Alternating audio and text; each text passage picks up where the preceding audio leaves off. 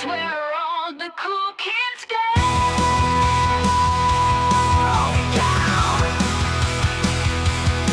The friendly info will show you around. We reward him with the fresh souls of our customers. Candles, t-shirts, branded tees, and so much more. Bags on deck, horror shop you will never want to leave.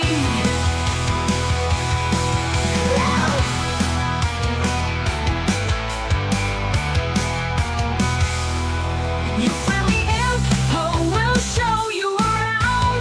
We reward him with the fresh souls of our customers. Candles, t-shirts, branded tees, and so much more. Dads on deck, horror shop you will never want to leave.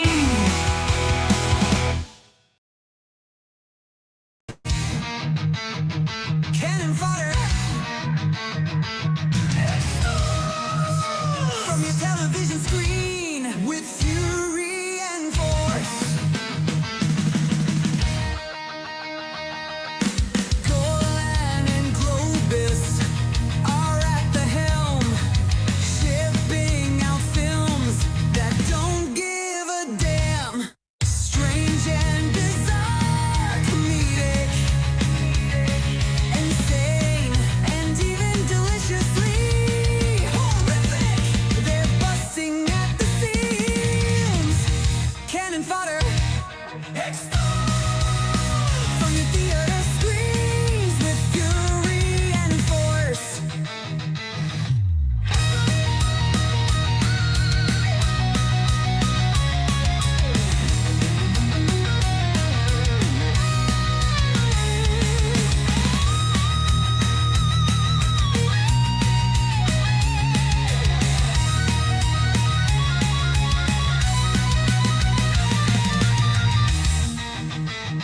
Cannon Fodder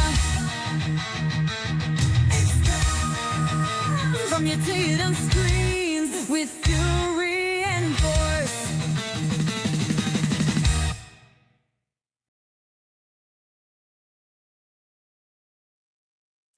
Howdy, gang, and welcome to yet another edition of Cannon Fodder. In just a little bit, we're going to be talking about the Apple. I think you're going to be surprised at my review of the Apple and New Year's Evil, both from 1980. And we're getting into what I feel like is like prime Golden Globus era Canon film stuff. This is the stuff for the most part, I remember growing up with, especially the horror stuff. Hey, Blissful. So I'm gonna get a little housekeeping stuff out of the way before we actually get the party started with Cannon Fodder. So I forgot to mention this tonight, so I want to mention it tonight before I mention anything else. I'm going to be kicking off movie roulette here shortly. Me and Steve rewatched Night to Dismember, which was Steve's pick for movie roulette, and I still got to rewatch Signs. That was Middle's pick. He actually gave a $7 super chat for me to review that film. So I just want to remind everybody that if you give a $5 or more super chat during any of the live streams that includes watch alongs, you can pick any movie of your choosing for me to do a review on. And it could be a movie that I said I hated in the past. Who knows? Maybe I'll watch it again and I will like it. So that's the short story as far as what movie roulette is. And you're going to actually see that in action here coming up real soon, just as soon as I get Signs watched. we're going to have a movie munchies coming up. I think it's going to be this Sunday. Um, it's going to be a quick one, but I think it's going to be a fun one. It's going to be a Scooby Doo related movie munchies, and I'm going to be making a Scooby and Shaggy colossal sandwich and Velma's Jinkies lemonade, or it's also known as Lost My Glasses lemonade. So I think we're going to have a lot of fun with that one. That's something that you could get your kids and grandkids in on, and have them help you out in the kitchen making this. So look forward to that. I've still got to get my soup and jowls put together. I've been, I thought I would have more time, on my vacation to do things, but how time gets away from you even when you do have a week-long vacation. Oh, excuse me. I've been awfully tired today. I don't know, why. I should have been getting enough sleep. I think I didn't go to bed early enough last night. I think I, stayed up way too late and I shouldn't have done that. But so we've got another, they're all messed up, scheduled for tomorrow at 9 p.m. Eastern Time. I'm going to be talking about Dario Argento's Four Flies on Gray Velvet and the Iguana with the Tongue of Fire. And Friday, hopefully, I've still got a message I got to listen to from Candace. So hopefully we'll know more about what direction we're going to go in for Friday Foolish. Hopefully we will be having a Friday Foolish tomorrow. I mean, not tomorrow, Friday at 6 p.m. Eastern Time. Also, there's going to be a special bonus watch along in order to kick off Childhood Nightmares, which is a new series that I'm trying out. That will be part watch along and part series. Sometimes I may do reviews on things that are considered childhood nightmares. But this week, to kick it off, we're going to be having a watch along for 1982's Don't Go to Sleep, starring Valerie Harper and Dennis Weaver. You can watch it on YouTube. I just wanted to let you know that right off the bat. So if you want to watch it in advance of the watch along, you can do that. And also you can watch it on there as we actually do the watch along. Blissful, you say you haven't seen either. You're looking forward to this. So you haven't seen the Apple or New Year's Evil. Okay, well, this will hopefully be a treat for you. And I'm sorry for sniffing around. I have been sneezing like a mad woman today. Actually, I've been sneezing for a couple of days like this. And so let's see. Blissful, I'll have to well, I went on and put that up there, but I don't know if people were able to read what I put up there because of my font. So is that the link for Don't Go to Sleep, or is that the link for one of the other films I'm going to be talking about tonight? For Don't Go to Sleep, thank you, Blissful. So Blissful is a moderator, so she can post links and stuff, which is good. Hopefully, you guys and gals will check that out. And thank you once again, Blissful, for putting that in the chat. Oh my goodness, I am so sorry. So I hope we have some people in here tonight. We had a pretty good crowd last night for Dick's Picks. And something interesting. Well, I'll wait to get to that. Okay. So we also have a rescheduled watch along from last weekend because I was in Nashville. I did not get back in time to do the watch along for Terror at Teen Killer. So that will be Saturday at 7 p.m. Eastern Time. I'm trying to think if there's anything that I have forgotten here. Now, if we do Friday Foolish on Friday, me and Candace are planning on talking about our shops and or the things that we sell, some of the things we're planning on selling when we actually get to sell at the conventions and stuff like that. And also, hopefully, y'all can tell I've got a little light shining on me. I don't know why it looks so foggy.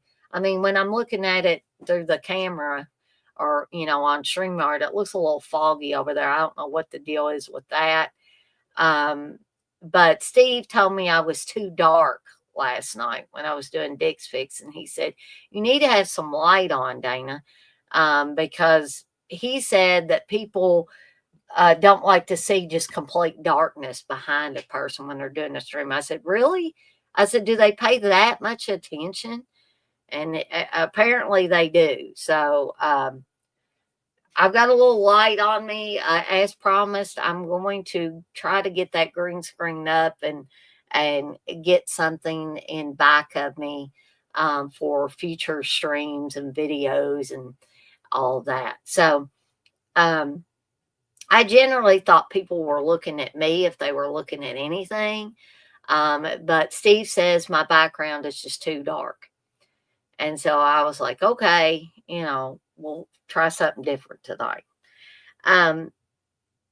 So I think that's all the announcements and housekeeping stuff. You say it looks eerie, you like it. Well, thank you, Blissful. I appreciate that.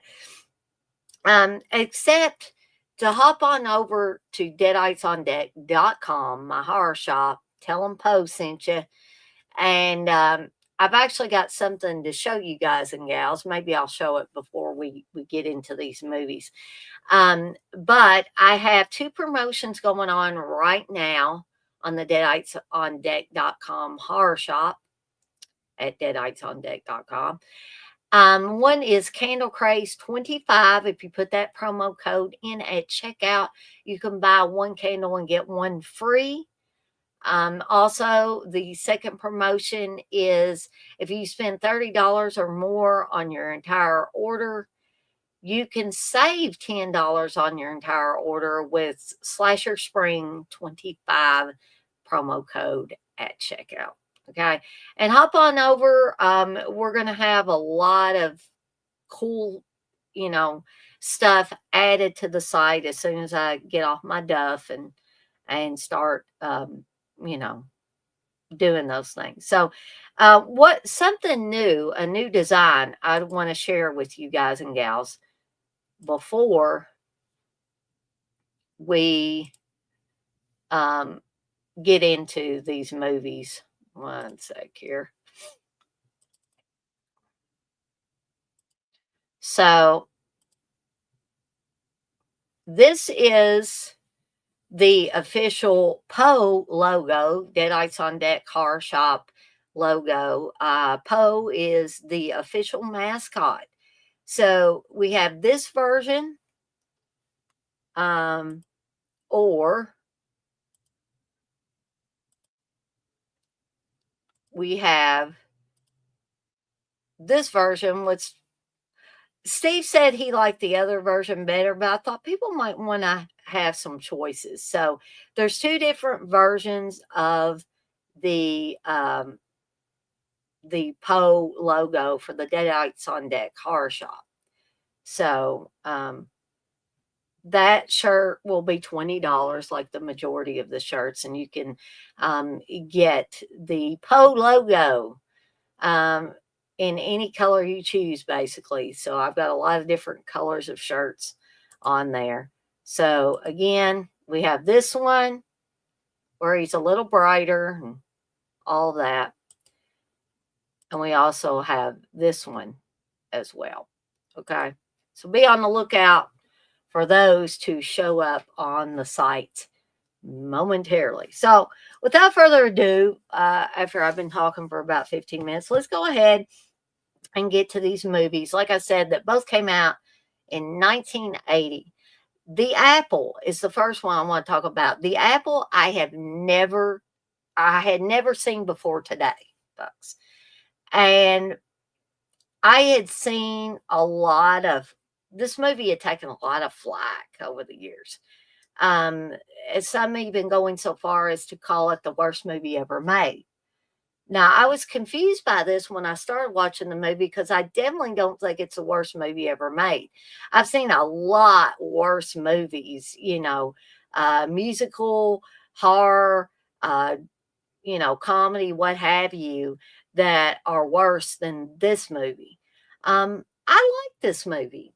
I did. And it had a biblical theme running through it that I didn't realize was going to be there till I started watching it, which may turn some people off, you know, because about Adam and Eve and the apple, and when they ate the apple, the serpent said, eat the apple, it's okay, eat the apple. So that's where the apple comes in. There's one scene where the nefarious people are trying to get the pure girl to take a bite of this red apple with a green stripe on it. Um, right, Blissful. You say that being said, I'd watch it. It's like saying don't watch. Yeah. Yeah, exactly. It is a musical. I'm not even gonna lie, but I like the majority of the music on it. So it tells the story of BB and Alfie, who are folk singers. And this is supposed to be futuristic. Keep in mind, it came out in 1980. They're projecting what they thought 1994 was going to be like way back in 1980. Now, I graduated from high school in 1994. So me looking at this in hindsight is kind of funny. Because we were nowhere, near what they show in this film. Okay, in 1994. We weren't wearing all these shiny, glittery clothes, and we didn't have flying cars, and we still don't have flying cars technically. So, and we're in 2025. Um, so there is a record producer, and he's an evil, evil, evil record producer called Mr. Boogaloo or Boogaloo, I think Boogaloo, and he has um, all these people and performers working for him, and he gets more and more every day. He kind of runs everything, right? So um, we open the movie where they're having this gigantic concert, and there's Dandy and Pandy who are singing, and they're with Dr. Boogaloo. And uh, Dandy is the man, and Pandy is the woman. And they're singing this, kind of rock opera type of number, and the audience is just going crazy. And then we see Mr. Boogaloo coming in and asking his people, what are the ratings? And his right hand man says, oh, the heartbeat's going up, and it's going up and up and up. So then when BB and Alfie come on and start singing their folk music, at first people are like throwing things and getting all up in arms because they don't like it. It's not their type of music. But there's one girl in the audience who's saying it's just beautiful, and she's crying. She says it's a love song, you know. And eventually everybody just kind of gets mesmerized by it, and they sit back down in their seats, and they're watching BB and Alfie. And Mr.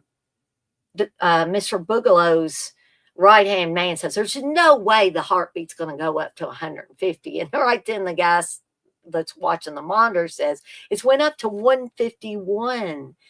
So Mr. Boogaloo's assistant doesn't like that. So he tells the guy that's watching the monitor, he says, don't let anybody see you do this, but put this red tape in it. It makes some kind of tone. And I don't know if it's, making the people become irate or what again, but BB gets real upset and she basically, runs off the stage and Alfie finishes up and then he leaves. And BB and Alfie are in a relationship. They're a couple. And it appears that Dandy and Pandy are in a relationship too, but they're not really nice people. Dandy, especially, is not a really nice person. So, Mr. Boogaloo wants to be in control of every single thing. And right now, he's not in control of BB and Alfie. And so he gets them to come to a party. And Alfie doesn't want to go. But BB says, come on, I promise. This might help our career and all that. So they go to the party, and these people that are with Dr. Boogaloo, or Dr. Boogaloo, Mr. Boogaloo, keep wanting to call him doctor, um, are in an age of excess. And we all know about the age of excess and what it meant. I mean, there was age of excess in the 70s. There was age of excess in the 80s. I think, there always has been the potential for an age of excess. And by that, I mean drugs, alcohol, sex, all of that. And that's how Mr. Boogaloo controls people. That's how he controls his people. And he wants to control BB and Alfie. So he gets them to come to this party. Dandy kind of spirits BB away and gives her a pill. She's like, what is this? He said, it's just a pill. It won't hurt you. Take it. So she does, and it drugs her, and Dandy basically takes advantage of her. Okay. He always looks strangely like Roger Daltrey without as much hair in this movie. But he's not a good guy, right? So after that night, they get BB to sign a contract with Mr. Boogaloo. Alfie is still resistant and he just basically leaves and goes away. And BB becomes one of the Mr. Boogaloo's biggest stars. Alfie's brokenhearted. He goes back to the apartment that they shared, or maybe it was just his apartment. And I felt a kind of like a Grease vibe in this as well. There's one scene where, BB comes back to herself and realizes that this is not the life for her. And she's heartbroken. She misses Alfie. And she's singing from where she's at. Where are you, Alfie? And Alfie is singing, where are you, BB? I need you, and it's sort of reminding me of the scene in Greece where they're, like the scene where um, Danny is singing for Sandy, after she, kind of rebuffed him and left because he was trying to, kind of take advantage of her at the drive-in.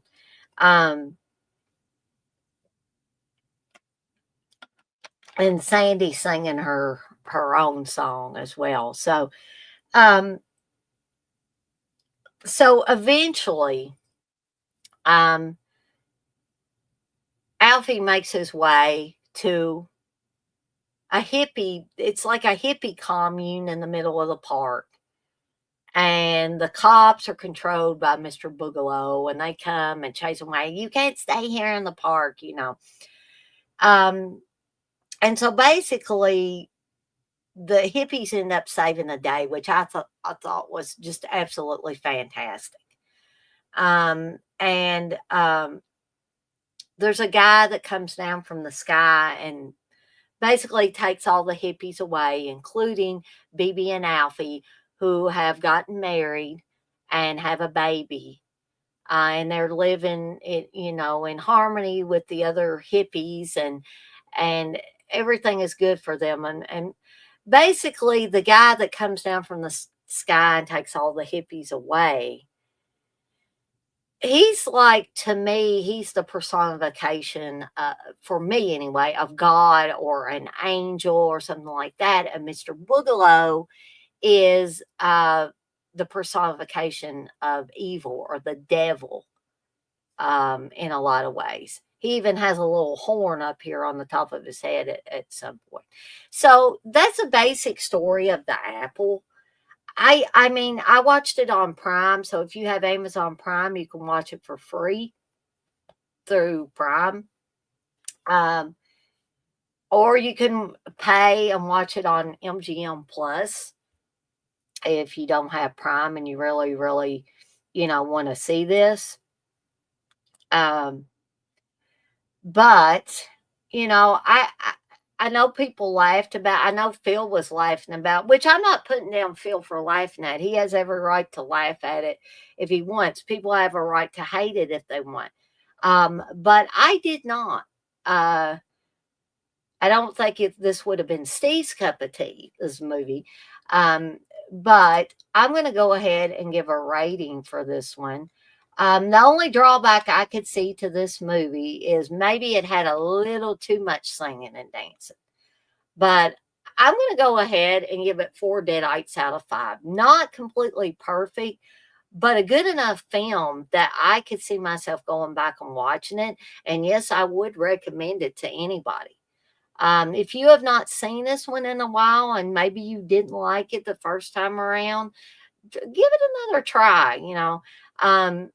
I'd like to even see if I could buy this one. Steve would probably roll his eyes where they were so far back up in his head he couldn't get them back normal. But I did really enjoy it. So that is the apple. And now I'm going to talk about one that I've watched many, many, many, many times. I watch it every New Year's Eve nowadays. But before I discovered it, when I finally did discover, I was like, where's this movie been hiding? So this one also came out in 1980, and it concerns a killer that is trying to kill people or is killing people off at New Year's in each of the time zones leading up to Diane Blaze Sullivan, who's kind of a host for or a VJ or whatever you want to call them, on a punked out New Year's Eve music program. Okay.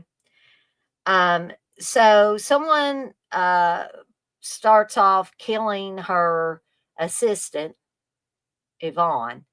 And then they start, killing people off in each of the different time zones leading up to California, where Blaze is. And they're planning to take Blaze out at the end of all this. So I really like the setup. I like these holiday related slashers. I always have. I like My Bloody Valentine. I like even Friday the 13th. I like Prom Night. Um, I like all the Christmas ones, and all that good stuff. The only ones I'm not real big on, April Fool's Day is another one, Killer Party, which goes along with April Fool's Day. The only ones I'm not too fond of, and if y'all watched my Irish horror stream that I did, I made it known that I'm not a huge fan of the Leprechaun movies. I never have been. And, I guess they're funny and satirical, and all of that. Um, but they're just not my cup of tea, and they never have been. If they're your cup of tea, that's fine. But that's probably the only holiday related horror film that I don't much care for. So, to get back to New Year's Evil, that is the basic plot of this. And if you notice who the killer is and make the connection early on, they weren't trying to hide this killer. They didn't hide him behind a mask or anything like that. He goes into a disco at one point and puts a fake mustache on. And I think that's more to protect him than anything else. Um, so we have some cool kills in this. Not an extremely bloody movie. A lot of flashes of a knife blade and stuff like that. Um, Kip Niven, who plays the killer in this, Kip Niven is amazing in this movie. So you just watch that man work, and he works really, really well. Now, Blaze was played by Roz Kelly, whose probably biggest claim to fame was playing Pinky Tuscadero on Happy Days, Fonzie's girlfriend. Anybody remember Pinky Tuscadero? And she had a short-lived show of her own um, that was just about her, a spin-off show.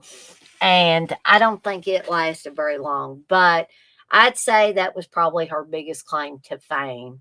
Until she got in trouble for shooting holes in somebody's house or their trailer or something, um, because they woke her up or something. I don't know. I only read articles about that. I don't know a whole lot about it. If you want to do some research, feel free. Kip Niven was also in one of the Dirty Harry movies. I think the second Dirty Harry movie, Magnum Force. He as one of the rogue bad cops. You can check him out in that. Grant Kramer is in this. Grant Kramer was on Killer Clowns from Outer Space. He was in Hard Bodies. Um, Taffy O'Connell is also on this. Taffy O'Connell was also on Happy Days and the Pinky Tuscadero Hour, whatever it was called, as Pinky Tuscadero's nemesis. So she was also in Galaxy of Terror as well. Terry Copley's in this from We Got It Made, if anybody remembers that. And this is directed by Emmett Alston, who did Nine Deaths of the Ninja and also Demon Warp. And of course, the producers were Golan and Globus when they were running the show at Cannon Films.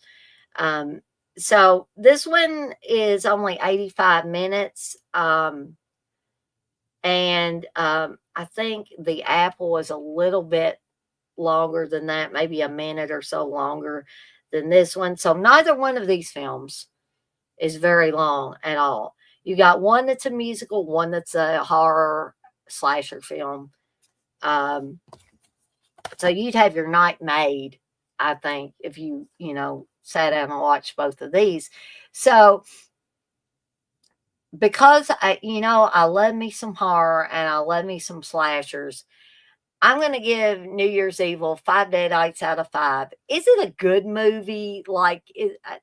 We're not talking about Citizen Kane here, people. When I talk about these early 80s, mid to late 70s slasher movies, I'm not talking about quality. I'm talking about fun. I'm talking about entertainment. And New Year's Evil has all of that. And so I'm going to give it 5 Deadites out of 5. So I guess that is it for me for this week's Cannon Fodder.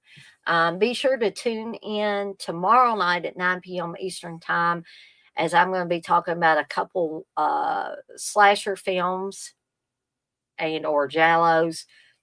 I'm going to be talking about Four Flies on Gray Velvet and the iguana with the tongue of fire on. They're all messed up. We're going to be breaking down the kills for both of those two movies. Friday, hopefully me and Candace will be having a Friday Foolish. And also at 9 p.m. Eastern Time on Friday, I'm going to be kicking off Childhood Nightmares. And we're going to be having a watch along for Don't Go to Sleep from 1982. Check it out on YouTube if you want to check it out in advance. And that's also where you can watch it if you want to watch along the night that I do the watch along for Don't Go to Sleep. And be prepared to get the pants scared off of you folks, because this one still is unsettling to me even as an adult. Now there might be some people that say, dang, you don't know what you're talking about with that. That's not scary. But we'll see. We'll see. For those of you that join me for the watch along, we'll take a gander at it together. Friday Foolish, barring anything happening, we should have it at 6 p.m. Eastern Time. Saturday, remember, there's a rescheduled watch along at 7 p.m. Eastern Time for Terror at 10 Killer. I'm going to be having a movie munchies on Sunday. At some point, it's going to drop.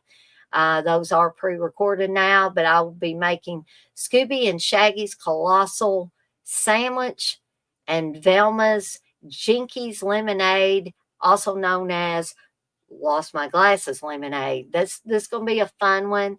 Bring the kids, gather the kids around and let them watch this one. I'll try to not use any naughty language, okay?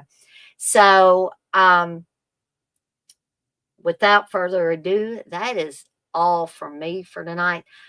I'm off like a dirty shirt. This shirt ain't dirty, but I'm off like one. And I want to remind everybody, as I always do before I get off of here for the night, to be kind to one another and blaze that trail. Have a fantastic rest of your Wednesday night, folks. We're edging ever closer to the weekend. I got to work Saturday 8 to 12, but after that, I'm, off like a dirty shirt again. You have a great night too, Blissful.